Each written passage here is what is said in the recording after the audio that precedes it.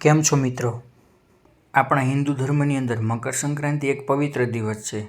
તે દિવસે દાન પુણ્યનો ઘણો મહિમા છે. આ દિવસે આપણે ગાયોને ચારો નાખીએ છીએ, પક્ષીઓને દાણા નાખીએ છીએ અને પુણ્ય કમાઈએ છીએ. પણ તે જ દિવસે આપણે અનેક પક્ષીના પરિવારને વિખૂટો પણ પાડીએ છીએ. આ દિવસે આપણે ધારદાર દોરીથી પતંગ ચગાવીએ છીએ. આ દોરી હાથમાં ન વાગે એટલે મોજા પહેરી અને ગળું ના કપાય એટલે બાઇકમાં સળિયા લગાવીએ.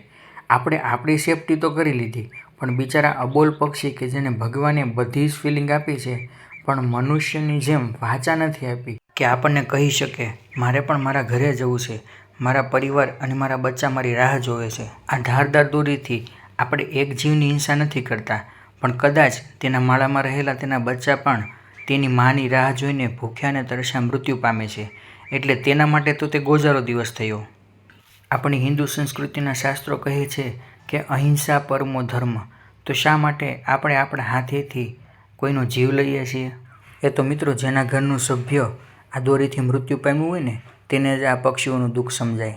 છતાં પણ આપણને પતંગ ચગાવવાનો શોખ હોય તો સાંજના સમયે પક્ષીઓ તેના માળામાં વહ્યા જાય ને ત્યારે થોડીવાર માટે પણ આપણા શોખ પૂરા કરી શકીએ. છતાં પણ કોઈ પક્ષી આપણા આસપાસમાં ઘૂસવાયેલા દોરાથી ફસાયેલું દેખાય ને તો આપણા સુરતની અંદર સતત કાર્યરત એવા પ્રેમાળ જીવદયા ટ્રસ્ટનો સંપર્ક કરવો, જેથી અનેક જીવ બચી શકશે. તો મિત્રો, આપણે મકર સંક્રાંતિનો પર્વ એવી રીતે ઉજવીએ કે જેમાં પુણ્ય ન મળે તો કાંઈ નહીં, પણ પાપના ભાગીદાર તો ન થઈએ. કેમ કે આપણી જેમ જ આ પૃથ્વી ઉપર બધાને જીવવાનો અધિકાર છે. આ વાત આપણે નાના બાળકને ન સમજાવી શકીએ, પણ મોટા થઈને આપણે તો સમજદાર થઈએ. છતાં પણ મિત્રો, મારા શબ્દોથી કોઈને લાગણી દુભાણી હોય તો હું માફી ચાહું છું. પણ મારી આ વાતને તમે દિલથી સમજવાની કોશિશ જરૂર કરજો. તમારો ખૂબ ખૂબ આભાર.